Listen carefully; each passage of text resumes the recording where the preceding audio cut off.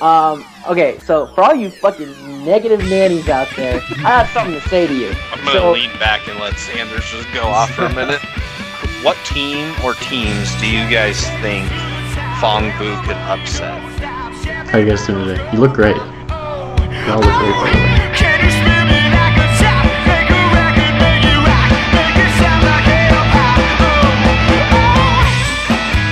Well, hello everyone out there at Podcast Land. It's another edition of the 6 Dorans podcast. I'm your host, Jacob Sminted Sanders, and right below me is Jamie Selceus Christensen. Hello. And right below him is Tanner Blitzerama Brelje. Hello. Hey, I didn't butcher Nailed it this time. Yeah. See, that's the benefit of a second take. We got a little bit. So the only people that heard it were the ones that were live.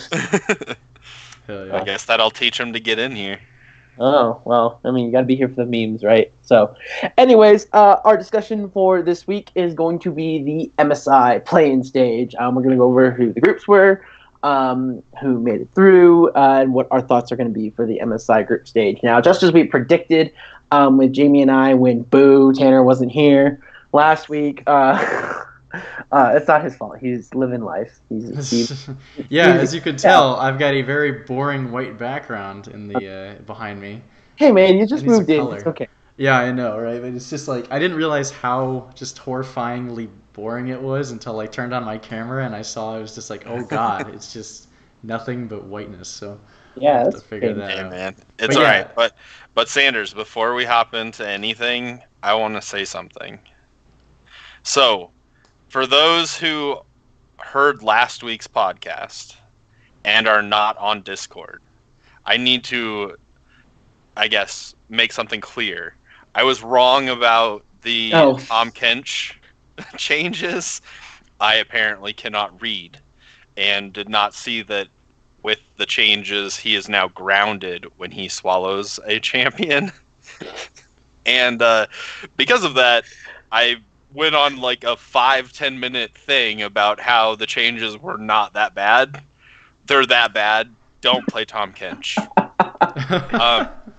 On top of that, if you didn't already see my explanation on Discord, that means you're not on Discord, and you should also change that. So, in the video description for the YouTube video, there is a link to the Discord, as well as Sanders has told me that he's going to put it on our Twitter bio. Yeah, I need to. So, hopefully he gets that done soon, and you now have a couple of places where you can go and easily click the link. Otherwise, you can always reach out to us at the places Sanders says at the end of the video. But yeah, real quickly, I wanted to clear that up before we jumped into the MSI stuff. So sounds cool. And so also, sorry, I just wanted one last thing. Side tangent as just kind of like an editor's note. So anybody who's watching now can kind of see. We have better video quality now. Thank you to the beautiful people at Skype for actually fixing their program and making it fantastic for use, because now we shouldn't have any video cutouts, shouldn't have any issues in the past. All the audio should be synced up perfectly, and I, for one, am extremely happy about that because it makes my life easier. So just really quickly, this is the first time we're testing it. If for some random reason cameras just go crazy and like the video box for somebody just turns into some giant square, because that's been happening, I'm on it. But yeah, in the future we're hoping to nail this down. But hopefully this looks a lot better for you guys, because I think it looks a lot better for sure. So that's all I wanted to say really quickly, and let's hop into it. Let's get into it. Yeah. All right. So before we get into it, there's something I've been ignoring the last few episodes that I think is shameless on me, honestly. We are going to talk about MSI group stage, but I would like to ask you how you guys are doing in general. Give us a general life update. How are you doing, Selceus? I am doing good. It has been fairly busy for me here lately, but I guess like kind of the cool real life thing for me is my oldest son just graduated from preschool yesterday, and off to kindergarten? Yeah, he will be going off to kindergarten after summer. So that's a pretty big deal, and it was awesome to see him, up there in his little cap and gown. Is pretty damn adorable. So, so yeah. And what about you, Tanner? I know you got a lot going on, actually. Yeah, my life has been stressful the last couple of days, but it's starting to get a lot better. I moved clearly, as you can see, so I'm still kind of getting used to that. But my nice little incredibly echoey studio apartment because my only furniture consists of an air mattress and a couch. So um, we're roughing it out here, but it's been fun, and hopefully next week I'll have a little bit more going on back here. But until then, I'm just happy that my internet's actually working. I was gonna say, and you have amazing internet. Yeah. Shout out to the guy from Cox who took like 20 minutes for the first time in my life. I actually had a really positive experience with the cable guy, so that was great. But yeah, well, I'm doing well now. So Yeah, and you got your bed coming in this weekend, right? yes. I mean, this air mattress has been doing well. It loses air at night though, so I wake up and I'm like sunk in, like Deflated. Yeah, exactly. So, but yeah, no, it's been good. It's been good. What about you, Sanders? How are you doing? Oh, I took my last math final of like the next 3 years. I'm happy. Oh, yeah. I get my degree in December. I sign my contract, start teaching in August. I just need to find a job for the summer. I did have an interview for Tesla 6 hours ago. So Good luck. yeah, I know they actually accepted my application and gave me an interview. So we'll see what happens there. I don't think I'm going to get it. I asked how many applicants there were. They said they accepted 50 people. A billion. They said they accepted 50 for interviews, and there's 3 positions open. So Still, I would take it as a huge compliment that you got an interview if they only gave out 50, because I can guarantee for 3 positions, a company like Tesla got a shit ton of fucking applicants. probably. Well, it's for a summer internship, and they were only offering it to people in college. I imagine that there were still a ton of applications, but it's not like it was open to the world. Gotcha. Yeah. So that's what's going on with me. I think that's enough, and people are probably here for League of Legends and not for our lives. So, but Our lives is League of Legends. Let's get into it. That's something that we typically used to always do. Like the first 3 minutes were just about us, but I've been very negligent about that. So I wanted to provide an update on us. All right, so MSI. So how it ended up working out was Team Liquid, Flash Wolves, and Fong Fu Buffalo all made it through like we said they would. But let's look at how it happened. So for the very first part of the MSI schedule, as we noted last week, it had already started and Fong Fu Buffalo was on top. It's no surprise to me that Fong Fu Buffalo ended up making it. Vietnam's been a really strong region recently. Vietnam's always pushed teams to their limits. I remember when the Gigabyte Marines had like a 9K gold lead against SKT. Of course, they threw it away because, it's SKT. But I just remember they gave SKT so much trouble, and it was so fun to watch. They gave TSM a lot of trouble. I don't remember who else, but like the Vietnam region is a lot of fun to watch because they have this uncanny aggressiveness that really no other region shows. So that was nice to watch. Surprisingly for me, though, was Group B. I said Vega was trash. That was mostly though because we didn't know anything about them. Well, I mean, they've been trash before, and there was hype around Detonation Focus Me, so I was like, oh, okay, I can buy into that hype. And they went 4-2, but then Vega went 5-1. So Detonation Focus Me actually did look like an improved squad overall. There is something to be said that this Group B was a very weak, very, very, very, very weak in comparison, for sure.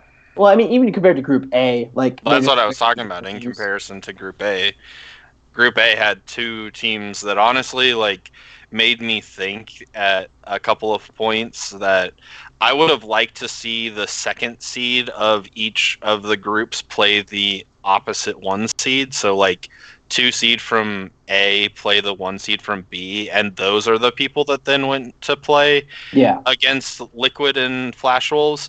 I completely understand why they don't do it, because they have to first of all find time for another series of games when this was already a very compact week of games.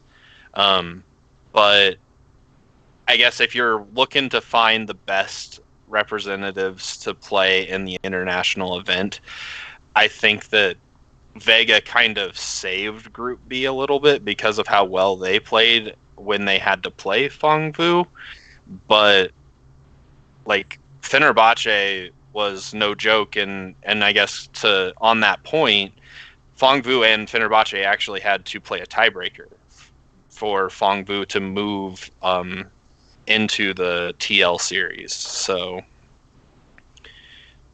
that kind of proved our point last week that we thought Group A was definitely the harder group, and that there were two teams that we kind of thought Fenerbahce was going to be up there with Fangbu, and they proved that that was the case. Yeah, no, I mean, coming out of these little series, obviously we'll get into the actual like knockout series, but I was really impressed with Fangbu coming out of their little skirt through Group A.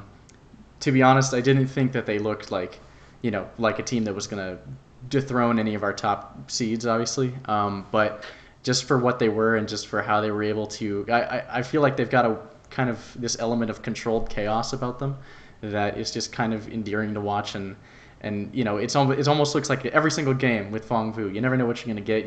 You get pretty much a clown fiesta, but it's like a fiesta in a way, in a manner that is like, still controlled. Like, yeah, they kind of let the game. They thrive in it. Yeah, they thrive on the chaos. Like it's kind of Vitality-esque. Yeah, a little bit. Yeah, they basically just kind of let the game, flow. I'd even argue that it's even a little better than Vitality-esque, because when Vitality is behind, like, and they keep doing it, I feel like they just keep getting more and more behind, like 95% of the time. But oof, like Fangbu, there were moments where they were even ahead of TL. They just TL outlasted them because they're really good at playing late game, and I think that that's kind of where the aggressive style that Fangbu and really all of these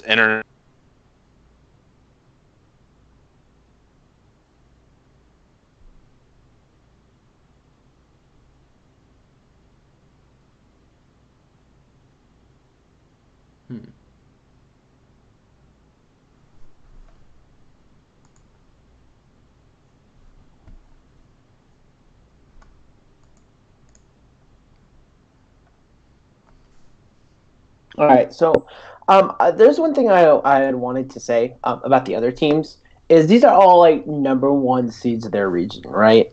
So coming into these play-ins, you think you're the best, right? And I think what's kind of funny, and this happens to NA and EU when they play Korea and China, it's just not talked about as much because Europe and NA actually compete with NA, even when it doesn't look like it.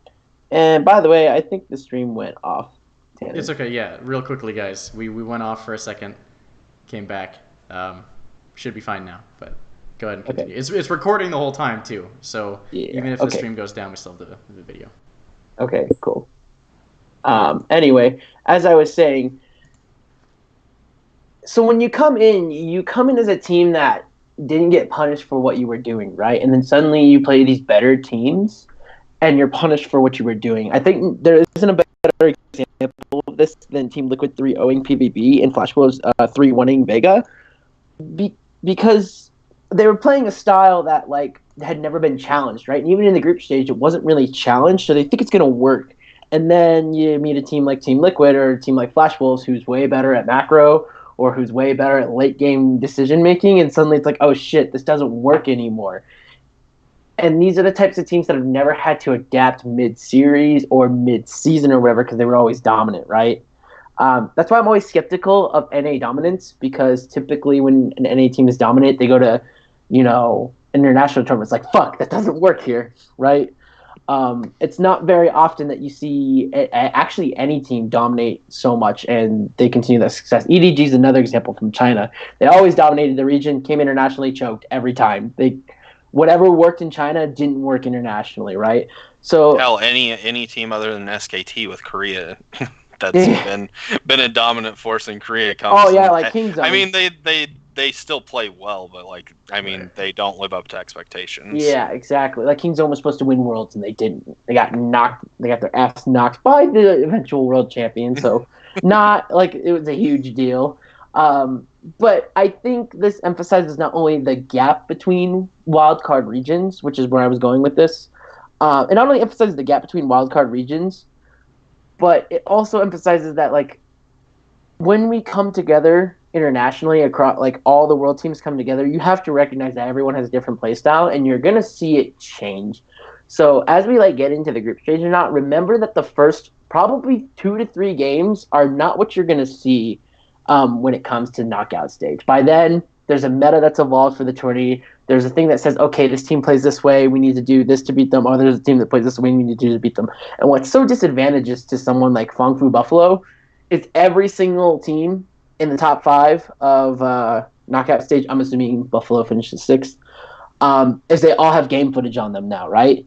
They can all say, "Oh, Melonius is a very aggressive jungler. If we just kick his ass, it's fine, right?" Or hey, if Melonius is behind, Bangbu Buffalo doesn't do as well. They play around their jungle, that kind of thing. Which is weird because their top laner is supposed to be their star carry, but recently they've been playing around their jungle and bot lane. That's probably because they were playing against Team Liquid, though, and you have to beat Double Lift, right? That's the assumption right now. You have to beat Double Lift if you want to beat Team Liquid. They didn't beat Double Lift. Their game plan playing around bot lane didn't work, but we can get more into what I think about Team Liquid later. I guess, are you looking to move on to that now, or did you have more to say about? I was just mostly commenting on like our wildcard teams as a whole and kind of in like Feng Fu Buffalo in there. I was gonna say if you guys want to move on to like the actual play-ins knockout stage, you're more than welcome to. I don't have any comments on this because Team Liquid was a 3-0 versus PvP.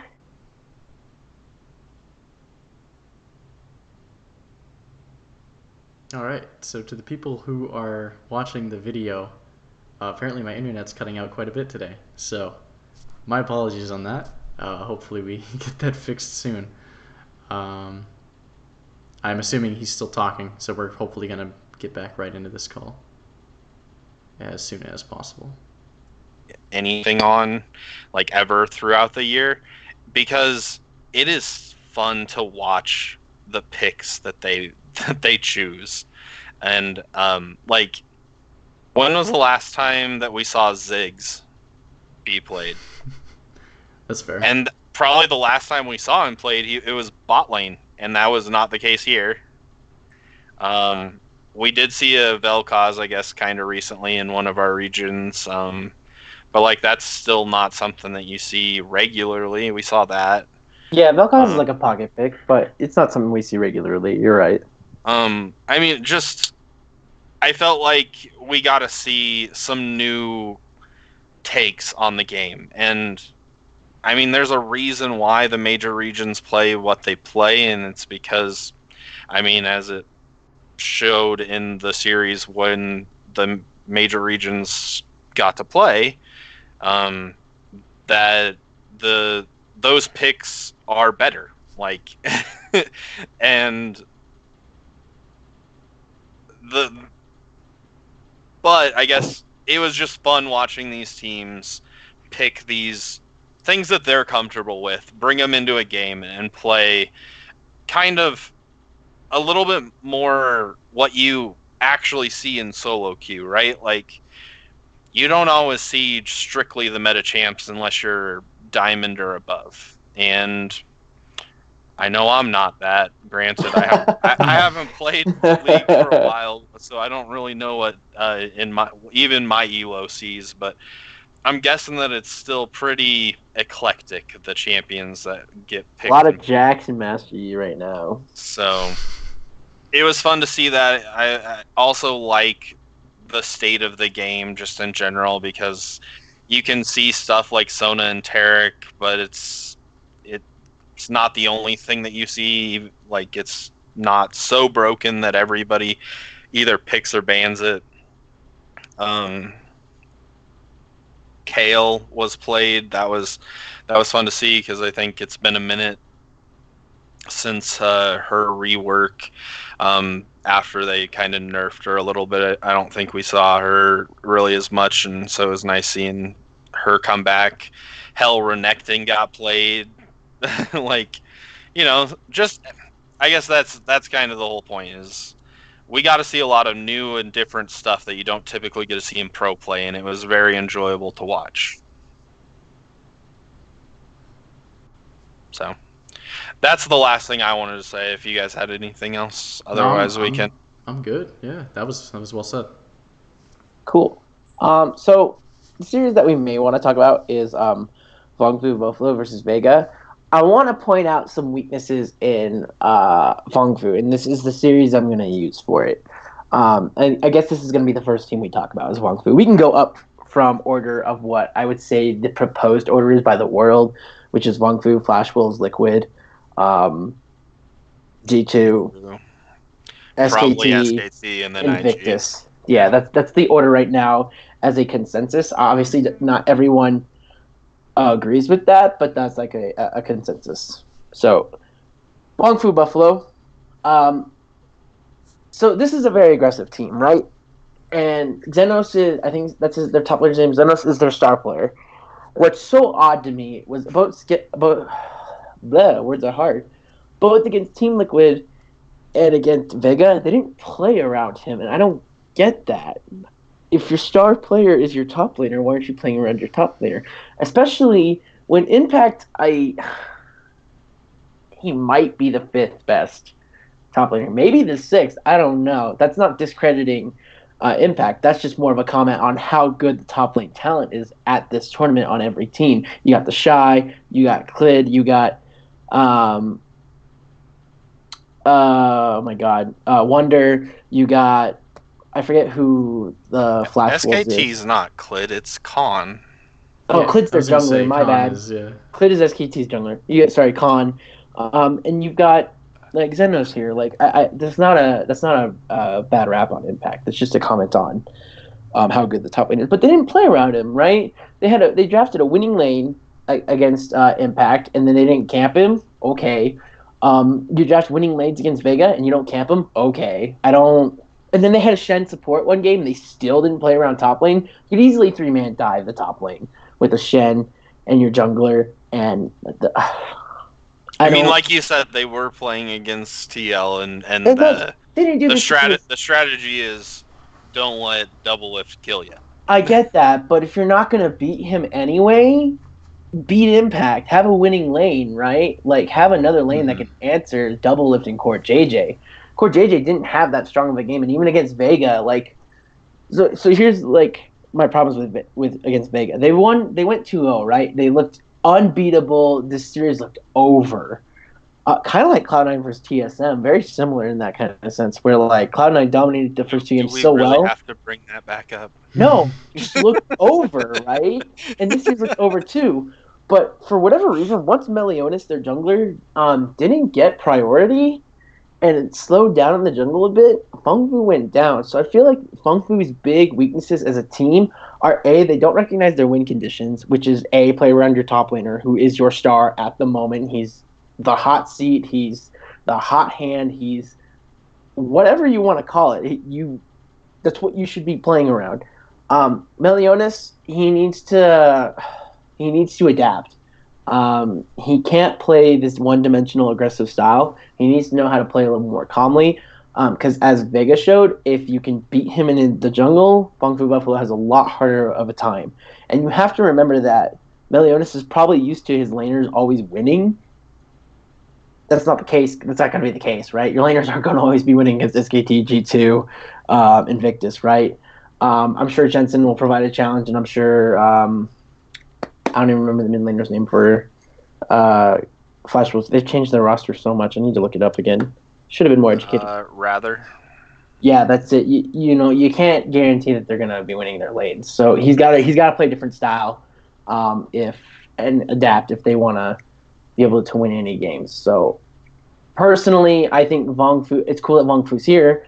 They're probably going to pull off the 2 games that Vietnam usually does. They usually go like 2-4 or 1-5. That upsets someone in their standings. Unfortunately, it tends to be not the NA team. It's NA or E. I expect at least 4 of their 6 games to be super exciting though, because that's how they are, right? They're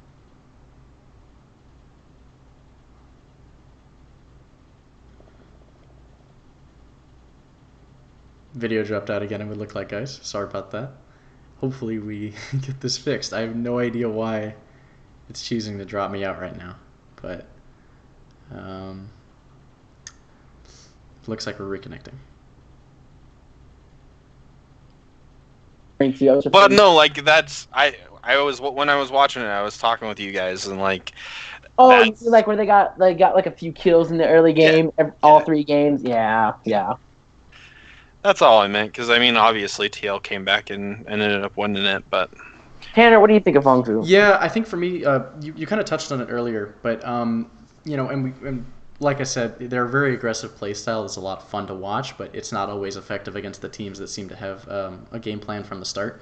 And I think what you touched on, where they would draft players that were, or draft champions that were really good against, you know, like players like Impact, and not, you know, go in on any sort of plan that would help them push that advantage. I think they, draft-wise, I think their coach does a really good job of setting them up for success, but then they always kind of still get stuck in this a bit of a pitfall where their play style doesn't adapt enough around those picks, and they can't like kind of snap themselves out of this mentality that they need to, like you said, you know, camp double lift, or they need to do this really specific thing to beat a team, because you need to be able to adapt in these big international tournaments. And I'm not sure if they've proven that they can do that. So it'll be interesting to see what they go against. I'm kind of leaning more towards like the 1 out of 5 games that they win, because it's, you know, this is, I think now more than ever, the MSI talent is like almost more stacked this year than it has been in the past. And so for, you know, our buds from Vietnam, I'm not sure if they're going to make enough splashes. I think for the people in Vietnam, this has been more than enough of a fantastic like showing from them. But I don't think their run goes much farther than that. Oh, good. The video disconnected again. Okay. What team or teams do you guys think Phong Vu could upset? Because before we get to that, Tanner's back. Let's finish. Yeah. Sorry. So my buddy's in Vietnam. It's all good. Let me touch on that too. So people watching at home, again, please pardon my dust. I don't know why it keeps snapping in and out like this, especially considering I got better internet connection, so I'm a little pissed off.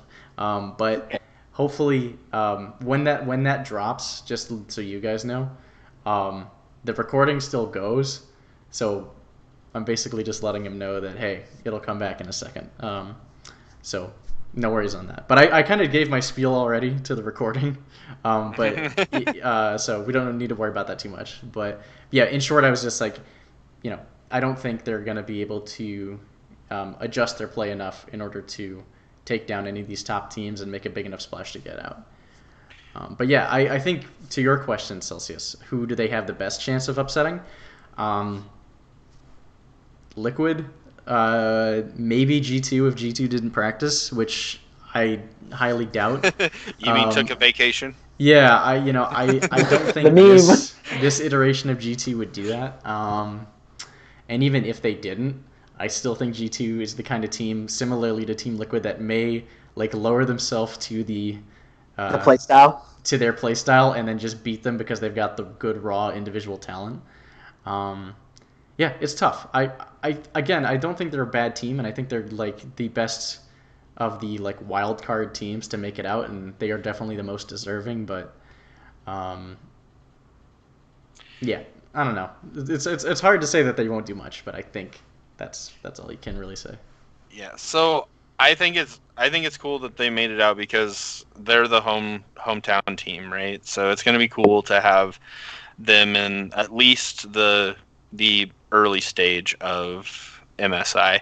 I think that'll be good for the game in general. I think because viewership will probably go up with it being in their time zone and that team's going to be there. I feel like it'll increase the amount of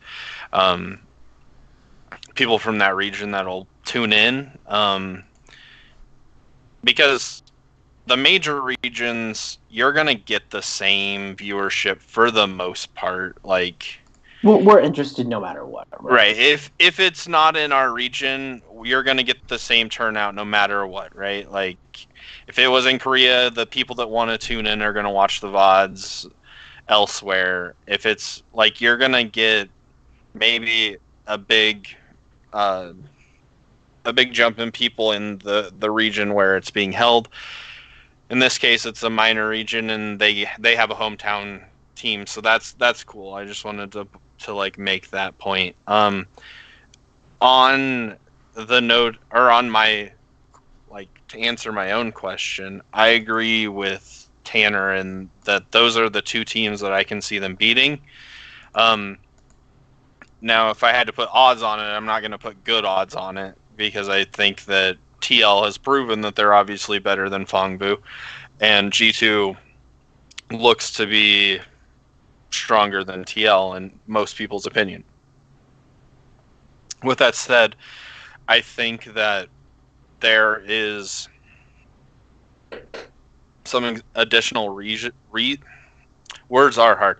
There are some additional reasons that I would give them a chance over those two teams. One, they now have seen TL play, and they have gotten a chance to draft against it. So they have some notes that they can go and try to learn from. So the familiarity there, I think, can be a positive for them to take a game away from Team Liquid.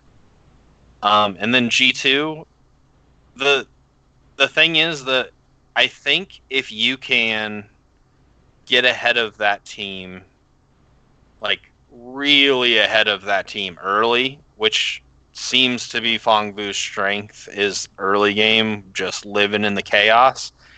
I feel like they can pull G2 into the chaos to play with them.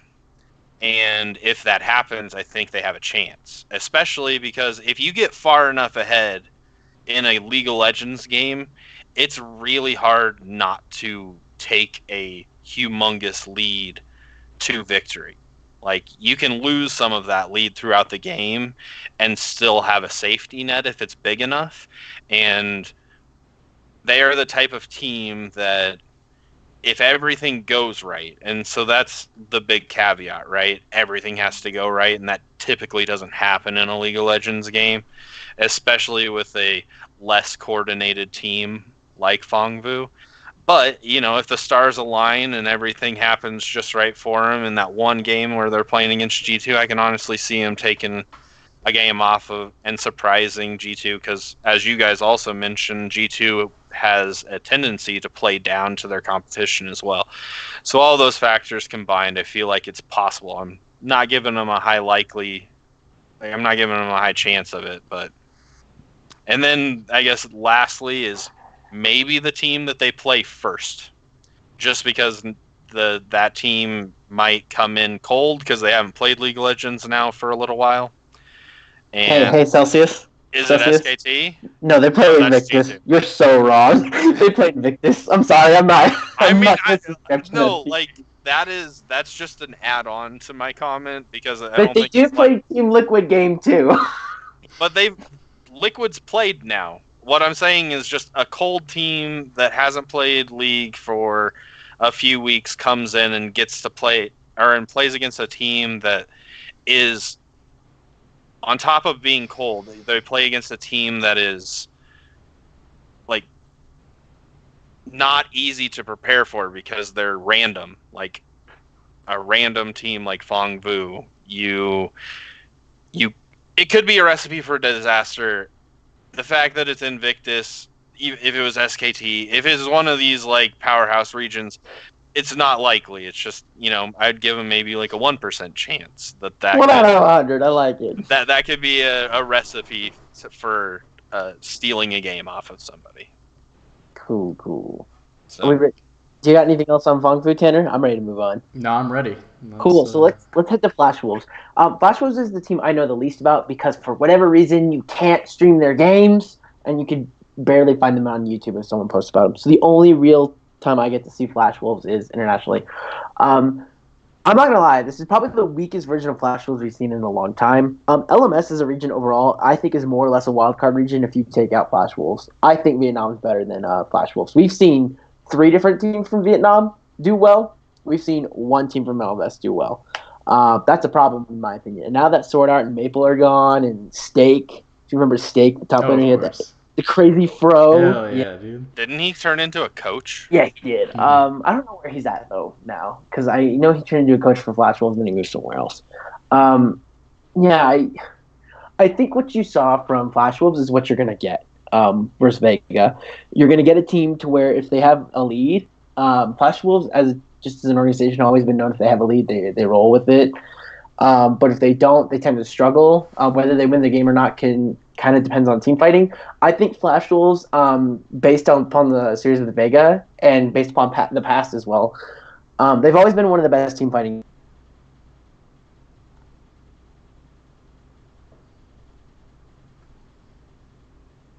Looks like we lost him again, but knowing Sanders, he's probably continuing. Should be fine. How you guys doing today? You look great. You all look great, by the way.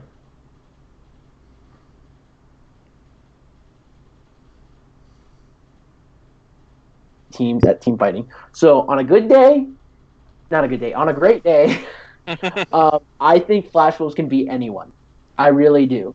The thing is, I'm not gonna lie, I kind of forgot Flash Wolves. So real fast, add on to my teams that Fong Vu could beat. I'm gonna add Flash Wolves into that mix. Okay. So on a great day, I think Flash Wolves can beat anyone. On an okay day, there's a reason I have them at 5th. I feel like they could maybe. Don't really have much to go off of with this team, so I don't have too much to add. Tanner, what about yourself? Yeah, see, same thing as Sanders said. We don't get to see them a lot outside of the occasional YouTube video, so it's a little bit tough. I think their series against VEG, they looked outside of game 1. I think they looked incredibly dominant. But then again, this is against VEG. And it's not, I don't think VEG holds a candle to any of our other teams in MSI. I'm not going to say from a skill level, I know, that Flash Wolves will be worse, but it does feel like this is like you said, we only get to see Flash Wolves every so often, and so having them with such a different roster than they used to in the past without those recognizable names, I think that does hurt a little bit, viewership wise. I think a lot of people tune into Flash Wolves to see those players like Sword Art and like Maple, and so to have them gone might affect them a little bit. And just playing wise as a team, again, they look good in their series. I just don't know how they're going to fare against the other international teams because I feel like I feel like they do have a good shot of taking a game off with something like TL or maybe G2, but getting out of the group might be a little tough. So I guess the thing to add is, like Sanders said, they come from a fairly weak region where they've been the dominant team. I don't know how they fared in that region to get to MSI. I don't know 3-0. if they 3-0. like even just throughout the regular season, I don't know how many games they dropped, that sort of thing. But then they played the weaker of the teams that the weaker of the wild card teams, right? Yeah. And so they have not really been challenged. I'm not expecting a lot from this team, I guess, is kind of what I'm trying to say. All right, cool. Do we got anything else? We're going to move on. I'm good. Move on. I'm good. All right, Liquid. Okay, so for all you fucking negative nannies out there, I have something to say to you. I'm going to lean back and let Sanders just go off for a minute. Yeah, that's probably about right. So there's a huge thing on the internet around talking about how Team Liquid is most definitely 4th, maybe 5th, and that they won't be able to beat Invictus or SKT, and they'll be lucky if they take games off G2. Let me tell you why you're wrong. If you remember TSM made it through MSI not a year ago, 2 years ago, and they barely made it. They went 3-2 against Gigabyte Marines. It was pretty much the hardest series they played at MSI. If you remember Worlds last year, Cloud9 went 3-2 against Gambit. They made semifinals of Worlds, but they went 3-2 against a wildcard team just to get into the actual Worlds group stage. Okay, and then if you remember, G2 are another semifinalist, went, I think it was 3-1 against one of the weaker wildcard regions to get in as well. So Cloud9, who is a World semifinalist, dropped 2 games. G2, who's a World semifinalist, dropped a game to an even weaker wildcard team. You're going to complain and bitch that Team Liquid went 3-0 against the strongest wildcard team? Why? I understand that Fangfu got early elites, but that's what this team does. Team Liquid has never been an aggressive team. Team Liquid, for lack of better words, and why I've said over the regular season that I was bored by them sometimes, is they play the old Korean style. Admittingly, Team Liquid plays a style that's like it's kind of outdated, I would say. Outdated as of last year. The Korean style has always been the most dominant one. Play slow. Maybe you get a kill early if you find the advantage, but you're not really looking for that. You're looking for lane dominance, and you're looking to get small advantages. And once you have the small, like, oh, I have an 800 gold advantage, therefore I have this mini item over the other person, that's when the jungler's like, all right, I'll gank you because you have like 30 more damage than they do. Let's see what happens.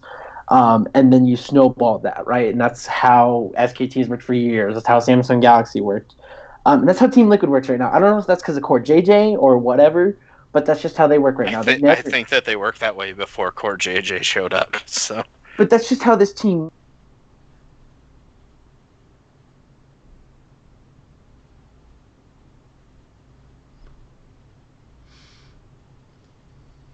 Man, I'm really bummed about my internet connection. Damn. Alright, hopefully they'll be back in a second.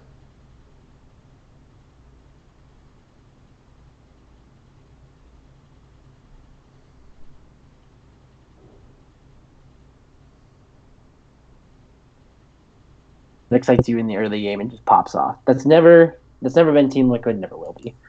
So if you want to whine, cry, and complain that they barely 3-0'd Fangfu Buffalo, I'm just going to straight up tell you you're wrong.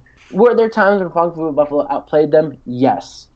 But I don't think Fangfu Buffalo was the better team this series at all. Like some people were stating. I agree at some points that Fangfu Buffalo looked like they could win, but they just not the better team. That's just how it is. And like I said, this is how Team Liquid's going to win most of their games. I don't think Team Liquid's ever going to go into a game and say, we're going to match them punch for punch. No. When they go and play against Invictus, they're going to tell Impact and Jensen, sucks for you, you're going to lose to Rookie and the Shy. That's just how it is. We're going to hope Double Lift beats their bot lane, right? So, yeah, if you ask me, Team Liquid is a lot stronger than you think. I think they're going to handle Flash Wolves and Fangfu just fine.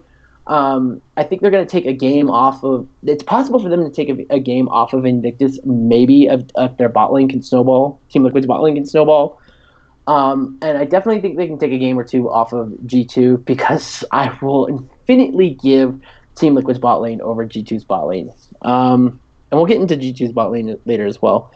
I think the only team I don't think Liquid will be able to take a game off of is my number 2 team, SKT. And the reason being is because, well, I'm sorry, Jensen, you're playing against Faker. I don't expect you to beat Faker. You're playing against Khan, top lane is Impact. I'm sorry, Impact, I really don't expect you to beat Khan. And Teddy and Mata in that bot lane, I'm sorry, Double Lifting Core JJ, much as I love Double Lifting Core JJ, don't think they're beating Teddy and Mata either. That's a tall ask to beat Teddy and Mata. Probably the world's best bot lane at the moment. So, yeah, I sense Team Liquid going like 2-4, 3-3, right? Like you said too, TL plays the old Korean style, which guess what team was the reason, like, was behind the old Korean style? I know that they may have evolved a little bit since then, but it was SKT. So if there's a team that can beat them at that style, like without any effort, team, the Korean team, it's the Korean team. So yeah, that's why I got them at 4th. I mean, there is a reason why we play the game, so there's bound to be an upset or two, and it could be a big one, taken off of an Invictus or an SKT. It could be a Team Liquid doing it too, but I mean, we're gonna have to wait and see. I hope that Liquid goes in and represents well, but Mega doubts. Yeah, I mean, like everybody kind of expects. I think that there's a reason why we have the teams ranked the way we do, and Liquid would be in the bottom half of the rankings. So it would definitely be an upset if they were able to make it a deep run. Yeah, that's fair. For me, as a Liquid fan, I had a couple of my friends ask me after their series if I was like concerned at all or worried because they couldn't cleanly handle Fongvu, and no, not at all. I think, even though the games looked a little like monkeyish on paper and it looked like they were playing down to Fongvu's kind of level of craziness that we were talking about, the individual performances from each of the players still looked really solid. I liked Jensen a lot this series. I liked Doublelift still just maintained his level of like consistency that we expect from him. So I think this is a team where, like we saw in their series for the championship series, as long as they just kind of hang in there and kind of get a good understanding of their opponent, it's always possible for them to come back and make plays. So I'm optimistic about TL. I see them getting out of groups, maybe not much farther than that, but I agree. This could be a fun team to watch, and hopefully they do take a game off of some of the tops. Okay. Yeah, I don't really. I mean, we've talked about Team Liquid for an entire split. So. All right, let's move on to G2. Update on G2. We still don't know whether Mickey X or Promise Q is going to be starting. Mickey X is only practicing 1 to 2 scrim games a day. And when you think about it, they play like 10 scrim games a day. So Promise Q is getting most of the reps. They said they will start Mickey X over Promise Q if Mickey X can play. But they have also said they will choose Mickey X's health over Promise Q if he's not cleared. Arthritis is a big deal, and you don't want it at 19 or 20. Right. To be honest, though, that's really smart by them to only have him doing 1 or 2 scrims. First of all, it's a good way to manage the load, so hopefully it doesn't, affect his wrist. He's played with them long enough now, because you got to think that even before they played the split, Promise Q wasn't even there, so he got a lot of time with them preparing for the split, and then obviously through the split until he sat out while he was hurt. But this guy comes and Promise Q that doesn't have the reps. Now he's getting 8 of the 10 reps in the scrims up to MSI. Like, if they have to go with him, it's better that he's getting a majority of the scrims, because Mickey X should really already have the synergy that he's going to have, and he kind of understands the game plan that they've had. He's still going to sit in on the meetings. I'm sure that doesn't that's not going to hurt his wrist. So I think that this is really smart by them to have the majority of the scrims going to Promise Q in case Mickey X can't go, because he should already kind of be able to fill his role with the amount of practice and game time that he's already got. Yeah, so G2, this is something I want to say about G2's bot lane. If Promise Q is the main starter, I'm actually putting Team Liquid third. The reason I say that is because I think the difference between Team Liquid and G2 is the head-to-head. I think G2 will take more games over Team Liquid, not if Promise Q is starting. I definitely think Doublelift Core JJ is better than Perks Promise Q. I actually think it's better than Perks Mickey X, but Mickey X just makes a very slight difference that I picked G2 over them. But I think having Promise Q in there allows Team Liquid to stomp bot lane and snowball the game, and of course Team Liquid plays to their bot lane. Mm-hmm. I'm sorry, Jensen, you got clapped at Worlds against Caps. You're probably getting clapped here at MSI as well by Caps, probably. Wonder's probably going to be an impact. Xmithy Yankos, I don't actually know. Does Bad Xmithy show up? Yankos, I don't know. Does Yankos play Karthus? Just Yankos show up, right? I don't know. Like we haven't seen him in a long time since H2K was at semis. That was 4 years ago, 2015. So or 2016. So who knows? Or maybe it was 2015. I don't know. Someone correct me on that. But overall, I give G2. He's shaking your head. I give G2 the advantage. I do have a couple questions about G2. Since G2 is so much better than their competition, I wonder how much that hurts them. This was something that was brought up, I think, by Kobe on the dive. I just said it about Flash Wolves too. Like, I think that it could be a bad thing for them that they didn't get challenged in EU. Really, well, here was something Kobe brought up.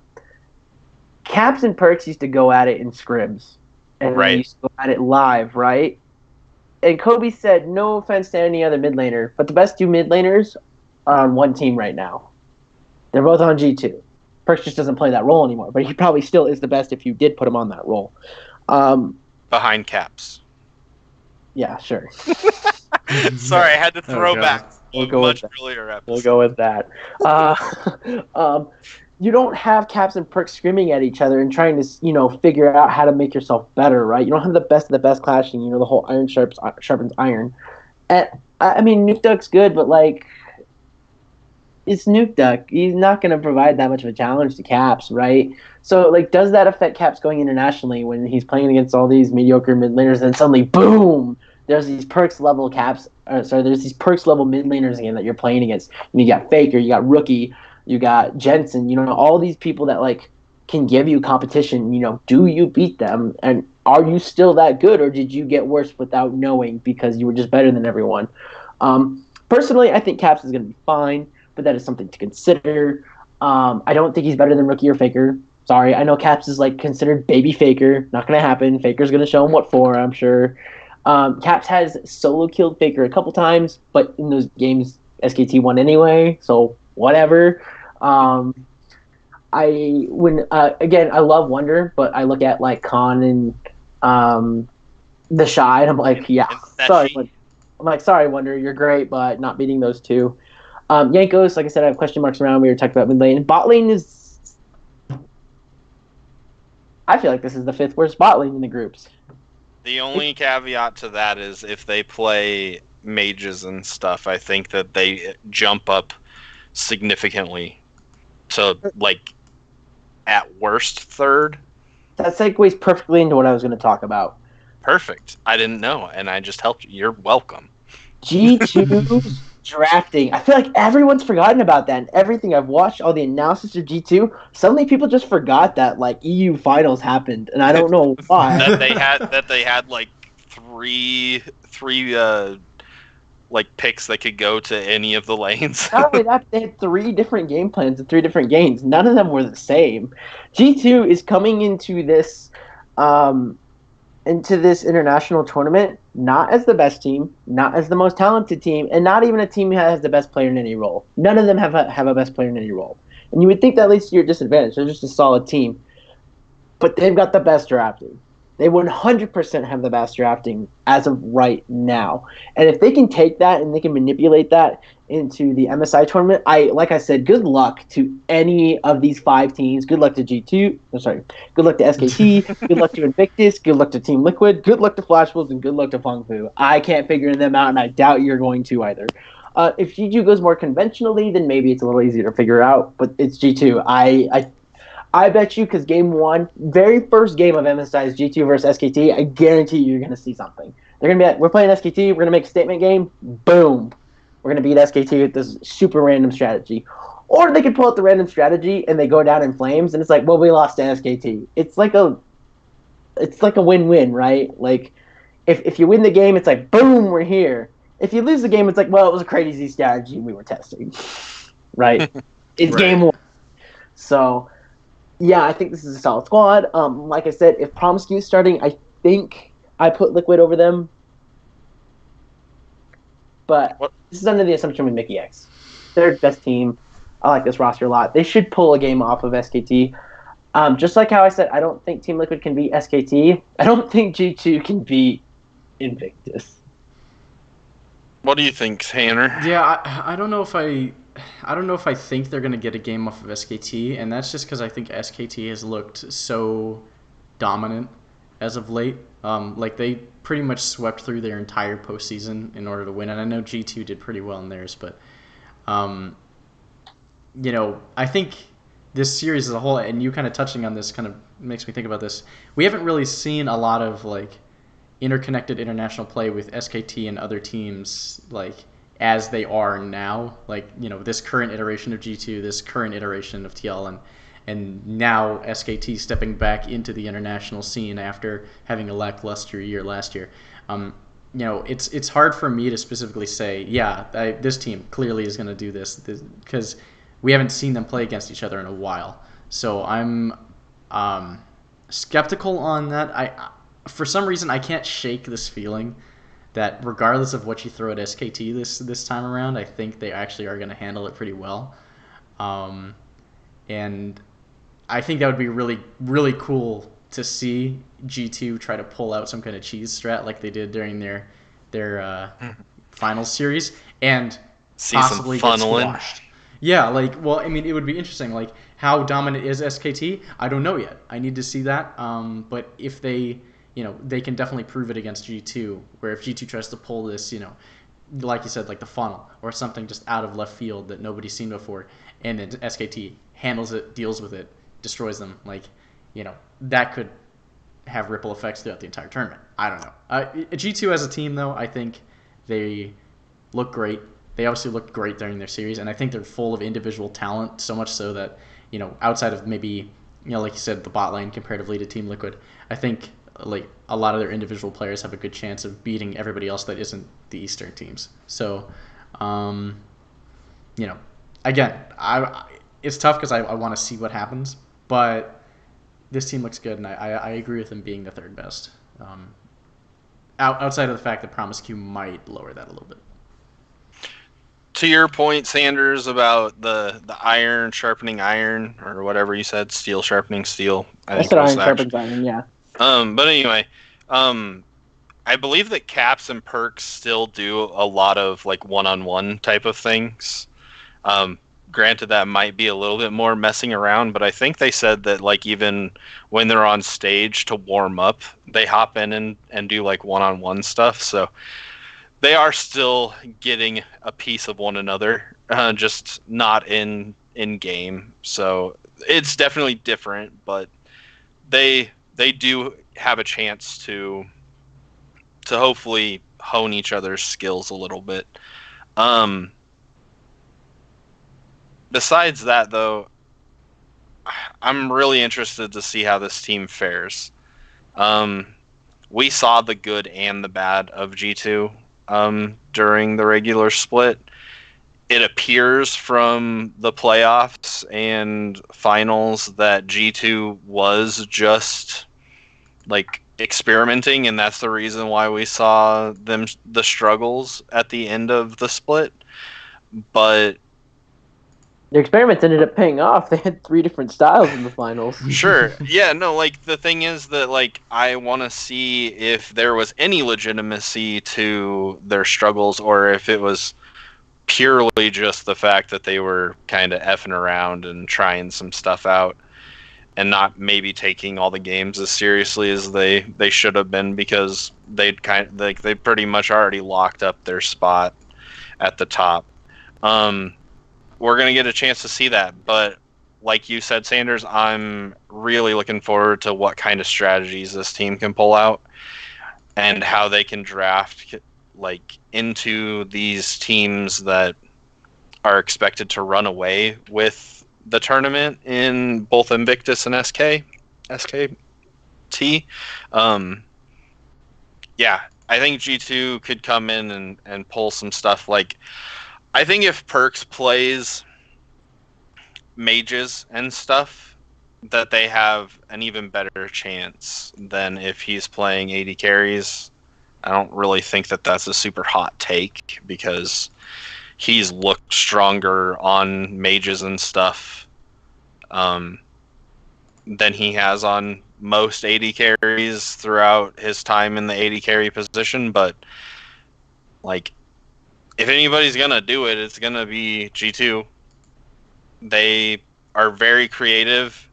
They also are pretty carefree. Like, if they go into MSI and they try some like off the wall stuff and they fail, I don't think that they bat an eye. Like, if TL went in and tried out some crazy ass stuff and absolutely failed, NA would like flame the shit out of them, and it would be the end of the world to that organization. Like, it would take a lot of PR and it would take a lot of effort on their part to like get over it.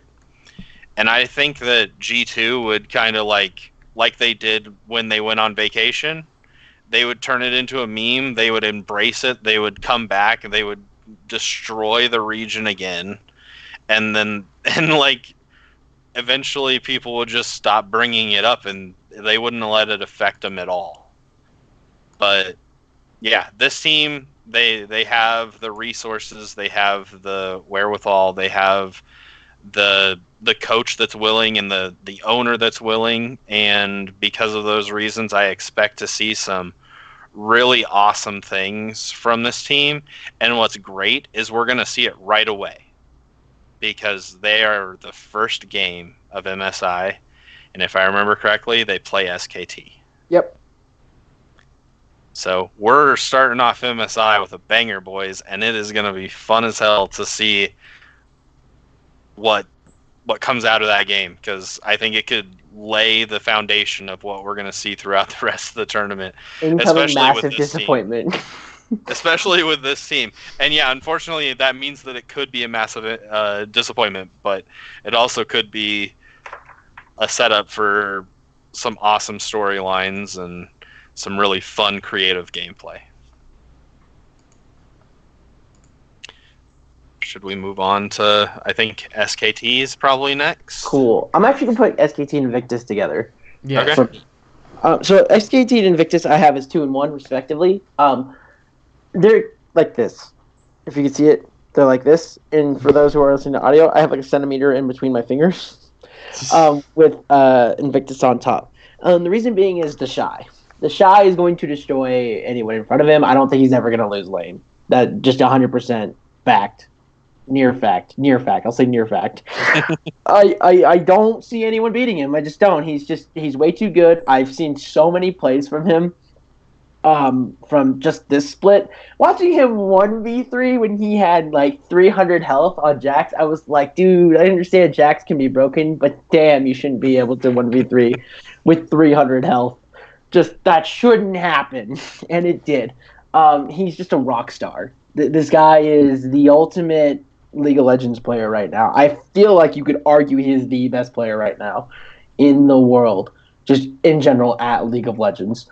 I think that's fair. The jungler Ning, Ning is an interesting character. When I was watching the finals, Ning he does the Chinese thing where he likes to int, and but it's strategically inting. So he'll go in, like for example, on one of the games in the finals, he went in on the AD carry as a 30-minute Rek'Sai. That doesn't do a lot of damage at 30 minutes.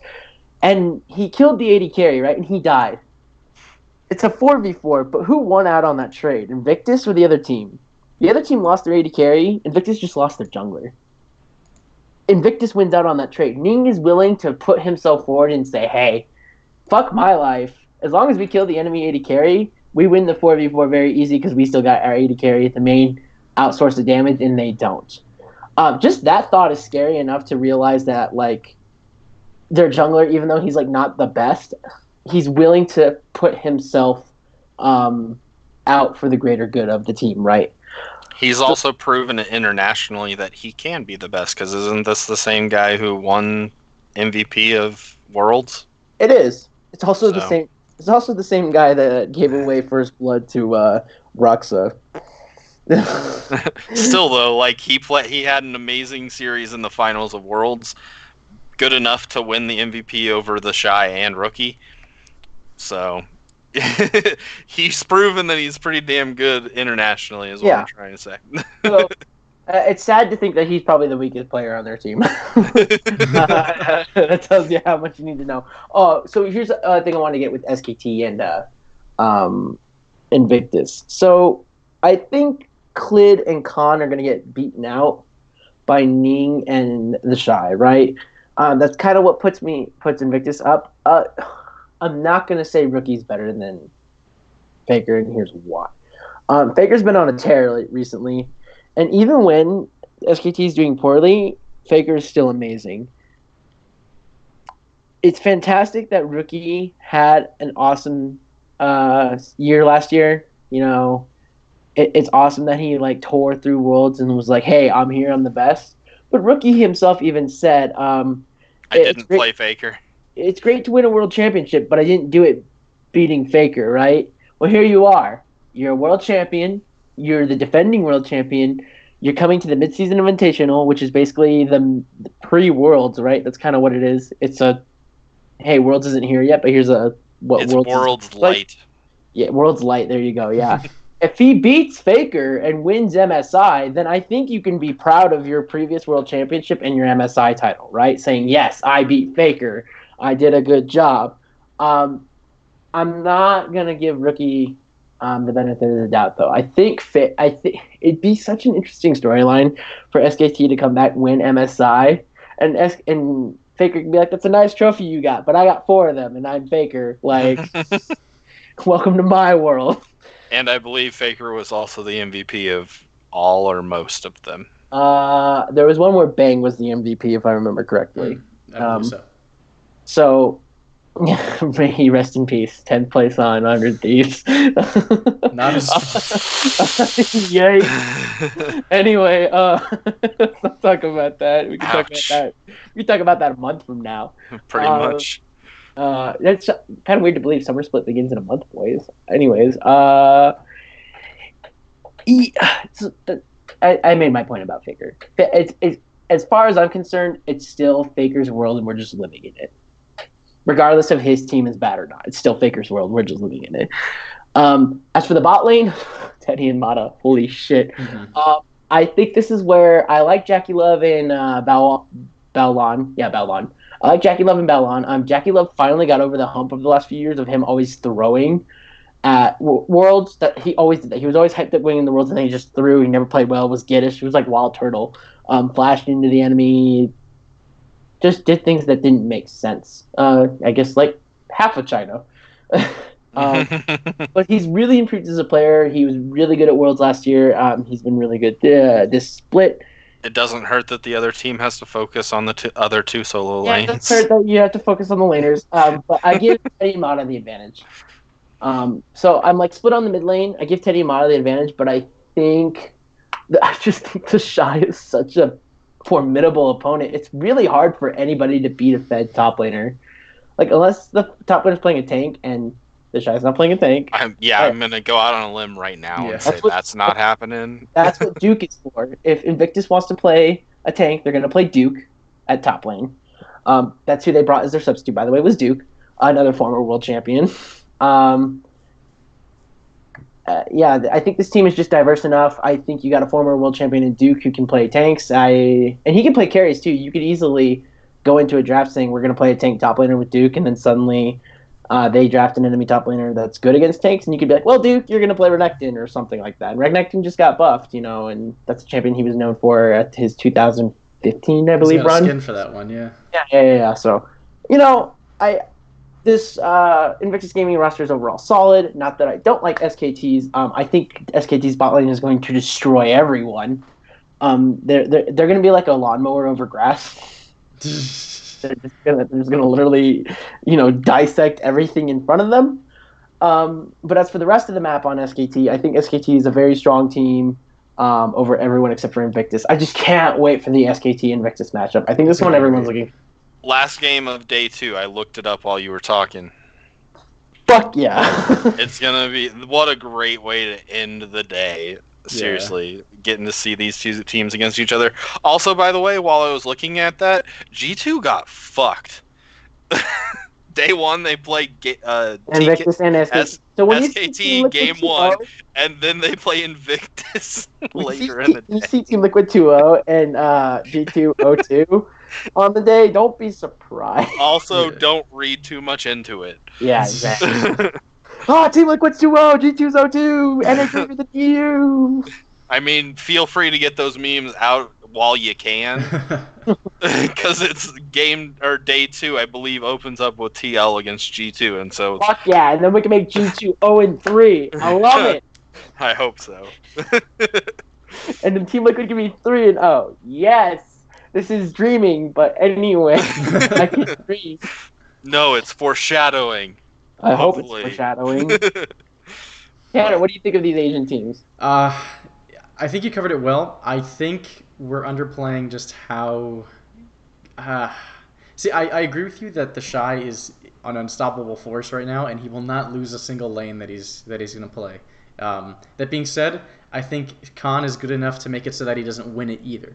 I think Khan is good enough to kind of just go for a push and not try to play for an advantage, just kind of hold the lane, and because he knows, like you said, I don't see a world where Teddy and Mata don't absolutely ram every bot lane that they play against in this tournament. I think that they have looked so good over the past season that, Teddy has looked better than, it looked like the Star looked better than Faker at a lot of times.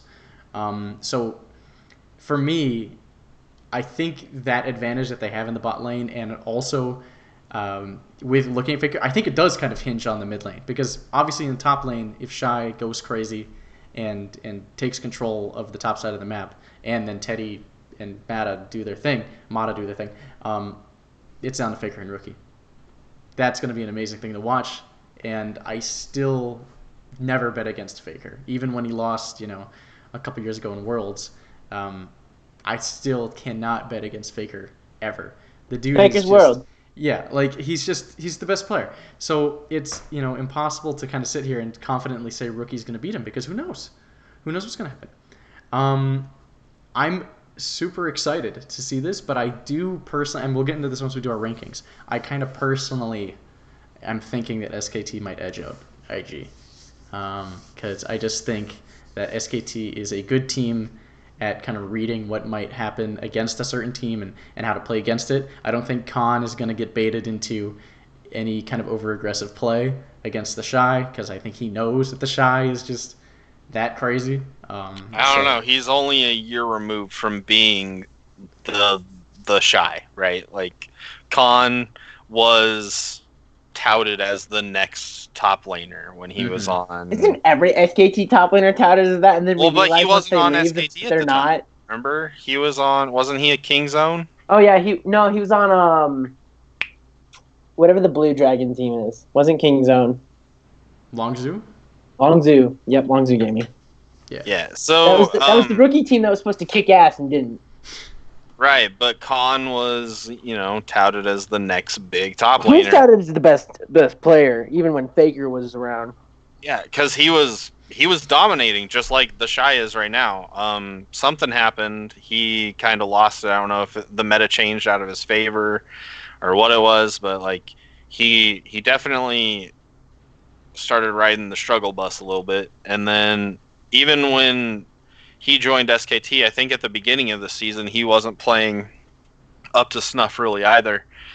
So, I don't know if I believe what you're saying, that he's going to be able to just sit back, because that just doesn't sound like Khan. At least the Khan I remember. But that was not the SKT Khan. I hope the Shy and Khan go at each other's throats. How fun would that be? No, right, that sounds like a hell of a lot of fun, and I do want to see that. I just think that, and maybe it's not even up to Khan specifically. Maybe just the coaching staff and his players around him will kind of help him mellow out and just make sure he doesn't get involved with it. And I think he'll have the enough of the professionalism about him to kind of keep himself from getting into. Now, granted, as a viewer, I want to see them tear each other's throats out. That would be fantastic. but part of me just thinks that Khan and the rest of his Korean boys will be able to play that Korean style, keep it mellow when they need it to be, and so that's kind of what I'm just thinking. Now, like what I said though, I'm still remembering Khan back on Longzhu, so that was a long time ago. He has looked a lot more. I didn't really get a chance to watch much of him on SKT, and knowing Koma is the type of coach that, like, if you don't adapt to what he wants, which I assume is a little bit more mellowed Khan, then you don't play. And the fact that he's still playing means that he must have done some changing in the way that he plays the game. So I am still, though, extremely excited to see these two teams play against one another. I fully expect that they will be undefeated when they do, and I also expect that the game, when they play each other for the first time, is going to be extremely explosive. I do not foresee a one-sided victory by either of these teams. I think that it's going to come down to, like, a mistake by one of the teams or just an amazing outplay by one of the teams. And it's going to be the tiniest thing that's going to ultimately decide the victor of that matchup. And I really hope that's the case, because League of Legends will thrive because of it. Like, this could be a really successful tournament for Riot and for League of Legends, just based on the talent that's going to be here and the teams that are representing the regions. And because of that, I'm really, really excited to see what comes of it. I don't really have anything to add specifically on the teams, because Sanders, I think that you kind of went bullet point by bullet point through the roles and laid it out pretty damn well. So you guys got anything else you want to add on either of these teams, or just MSI as a whole? All right, one final thing. I think we all agree on this. Our final rankings: Invictus, SKT, G2, Team Liquid, Flash Wolves, and Vongvu. If you disagree with that, I'd love to hear. What do you think? I disagree with that. Okay. Just literally at the top, I think SKT is better than IG. Other than that, I completely agree with that list. You have SKT, Invictus. Okay. By the way, these are power rankings as of right now. We obviously will pick our winner for finals once group stage is over. I think that's an interesting note too. Is just like, because I mentioned this earlier, but like, this is a really good MSI to answer a lot of these like lingering international questions that we have. Because again, we haven't seen these teams go at each other for a while, so it'll be nice to kind of understand that these power rankings that we have in our head are actually correct. But who knows? The only thing I'll add is, like you said at one point when you were talking about Promise Queue, I don't know if it necessarily even matters about the Mickey X Promise Queue thing. I could see a world where TL and G2 are also flipped on that list. Cool. All right, so I think that's it from us. That's going to be our MSI. We got an hour and 17 minutes, boys. That's pretty good. So we just need to start on time. But we got some amazing. We had some delays. It's amazing when that happens, right? I hadn't gotten a chance to try out Skype with you guys yet. So no, that's fine. We finished at 9:30 Phoenix time and 11:30 Central time, so that's pretty good for us, I think. Quick note to our viewers at home. I know, rough today. I'll make some edits. We'll figure this out in the future. This was kind of a bit of a rough run. I'm not sure what the future of streaming the podcast is going to be like, especially after what happened today. So bear with us. We appreciate you guys' patience a lot. The edited version on YouTube will look a lot better than this. So I think we'll be okay. Yeah. So from Jamie Selceus Christensen, and then right below him, Tanner Blitzerama Brelje. Yeah, there we go, pointing down. Cool. I'm Jacob Sminted Tanners, and we will see you all on the Rift.